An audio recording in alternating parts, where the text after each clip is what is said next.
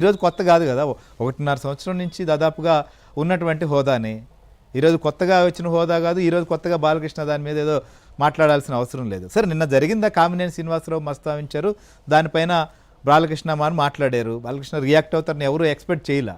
సరే, ఈ విషయం పైన ఆయన రియాక్ట్ అయ్యాడు. సరే, ఆయన రియాక్ట్ అయిన విషయంలో వాళ్ళకి అభ్యంతరాలు అంటే మాట్లాడచ్చు, కానీ దీనికి దానికి ఏమైనా లింక్ ఉందా? ఎందుకు ఇంతలా వైసీపీ వాళ్ళు రియాక్ట్ అవుతున్నారు?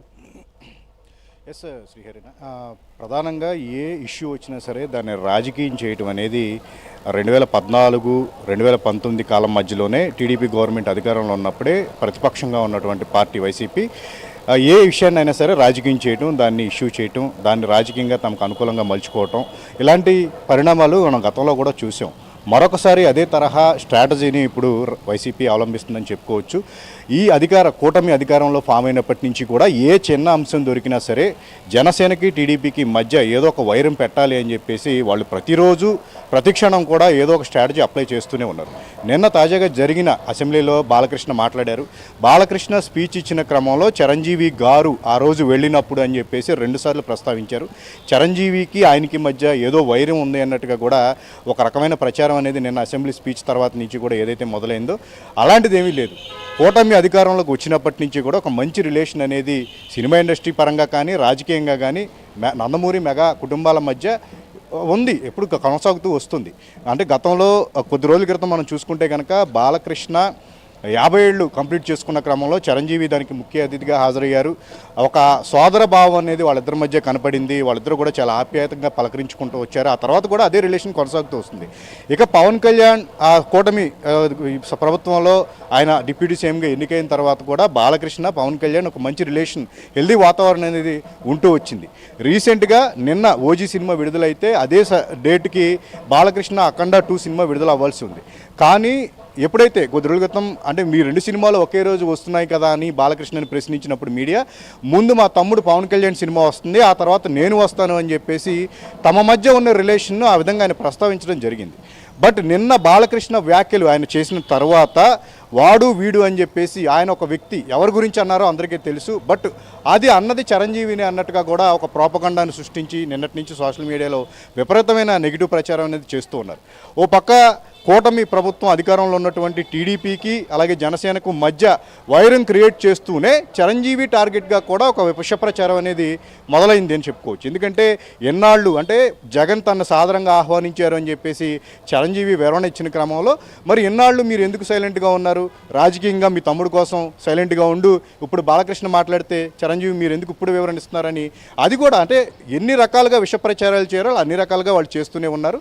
నిన్న బాలకృష్ణ స్పీచ్ జరిగిన తర్వాత రకరకాలుగా విడిపోయి ఈ రకమైన విష ప్రచారాలకు దారిసింది. అంటే ఈరోజు ఇదొకటి ఖచ్చితంగా మీరు అన్నట్లుగా రాజకీయంగా వచ్చిన ఎక్కడ మీరు ఇందాక చెప్పినట్లు ఎక్కడ అవకాశం వస్తుందా తెలుగుదేశం పార్టీ జనసేనకు సంబంధించిన విషయం పైన దాన్ని ఇంకొంచెం పెద్ద చేసే ప్రక్రియ, లేకపోతే ఆ రకమైనటువంటి టార్గెట్ అనేది జరుగుతుంటుంది. ఎందుకంటే వాళ్ళు ఇక రాజకీయంలో ఉన్నారు కాబట్టి ఇదే పని మీద ఉండొచ్చు. కానీ ఇక్కడ సినిమా ఇండస్ట్రీ ఏమైనా ఈ అంశం పైన ఇప్పటి వరకు ఎవరైనా ఏమైనా కామెంట్ చేశారా? నిన్న జరిగిన బాలకృష్ణ మాట్లాడడం తర్వాత చిరంజీవి ప్రెస్ నోట్ రిలీజ్ చేయడం అనే దీని తర్వాత ఏమైనా సినిమా ఇండస్ట్రీ సంబంధించినటువంటి వారు దీనిపైన ఏమంటున్నారు? అసలు ఎలాంటి చర్చ జరుగుతుంది? సినిమా ఇండస్ట్రీలో అయితే దీని గురించి ఎవరో మాట్లాడలేని పరిస్థితి. ఎందుకంటే ఇది ఒక రాజకీయ అంశంగానే చూస్తూ వస్తున్నారు. నిన్న అసెంబ్లీలో జరిగిన స్పీచ్ ఆ తర్వాత అదంతా కూడా రాజకీయంగానే కొనసాగుతూ వస్తుంది. సాయంత్రం చిరంజీవి వివరణ ఇచ్చిన తర్వాత అది చిరంజీవి యొక్క వ్యక్తిగత వివరణగానే దీన్ని అందరూ చూస్తూ వస్తున్నారు. దీని మీద ఎవరు ఎలాంటి స్పందన, ఎందుకంటే ఇండస్ట్రీలో 2 అగ్ర హీరోలు వాళ్ళిద్దరి మధ్య ఉన్న రిలేషన్ గురించి ఇండస్ట్రీలో అందరికీ తెలిసిందే. సో ఇదంతా కూడా బయట జరుగుతున్న ప్రాపగండా, రాజకీయంగా జరుగుతున్న ప్రాపగండా కాబట్టి దీన్ని రాజకీయంగానే తేల్చుకోవాల్సిన అవసరం ఉంది. ఇండస్ట్రీకి సంబంధించి ఎవరికి సపోర్ట్ చేసే అంశం కాదు ఇది. దీని గురించి ఎవరు మాట్లాడకూడదు, కూడా మాట్లాడలే అవకాశం కూడా లేదు అక్కడ. సో దీన్ని రాజకీయ ప్రస్తావనగానే భావిస్తూ వస్తున్నారు. ఇండస్ట్రీకి సంబంధించి ఎవరూ లేదు.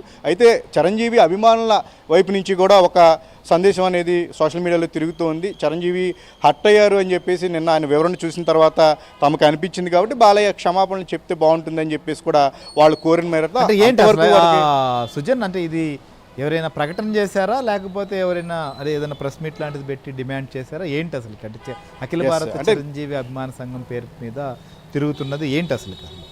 అదే అంటే దానికి అధికారికంగా సంబంధించి ఎలాంటి ఎవరు మేము పంపించామని చెప్పింది లేదు, కానీ సోషల్ మీడియాలో మాత్రం ఈరోజు ఉదయం నుంచి కూడా దానికి సంబంధించిన షేరింగ్ అనేది విపరీతంగా జరుగుతుంది. అది ఎవరు పంపించారు ఏంటి, దీని వెనక కూడా ఏమన్నా వేరే వేరే వ్యక్తులు రాజకీయ కారణాలు ఉన్నాయా అనేది మాత్రం ప్రస్తుతానికైతే క్లారిటీ లేదు, కానీ అధికారికంగా మాత్రం ఇది మేము పంపించామని చెప్పేసి ఎవరు చెప్పని, దాని గురించి ఎవరు చెప్పలేని పరిస్థితి. ప్రస్తుతం అయితే మాత్రం ఈ ఇద్దరి మధ్య అంటే బాలకృష్ణ వర్సెస్ చిరంజీవి అనే విషయం, ఆ ఇష్యూ ఏదైతే ఉందో దాన్ని మరింత ఎక్కువ అగ్గికి ఆజ్యం పోసినట్టుగా కూడా రకరకాల పోస్టులు పెడుతూ రకరకాల కామెంట్స్ చేస్తూ కూడా దీన్ని మరింత పెంచే ప్రయత్నం అయితే జరుగుతుంది. శ్రీహరి రైట్, మీరు అన్నట్లుగా ఖచ్చితంగా అది ఏదైతే దాన్ని ఇంకొంచెం పెంచేటువంటి వారు పెంచుతూనే ఉంటారు, ఆ ప్రయత్నం చేస్తుంటారు. కానీ బాలకృష్ణ మనం చూస్తుంటాం సహజంగా ఆయన సినిమా ఫంక్షన్లోనైనా లేకపోతే బయట ఎక్కడైనా మీడియాతో మాట్లాడినా లేదా ఇంకో ప్రోగ్రామ్ అయినా ఏదైనా ఒక విషయం మీద న్యాచురల్గా రియాక్ట్ అవుతూ ఉంటారు.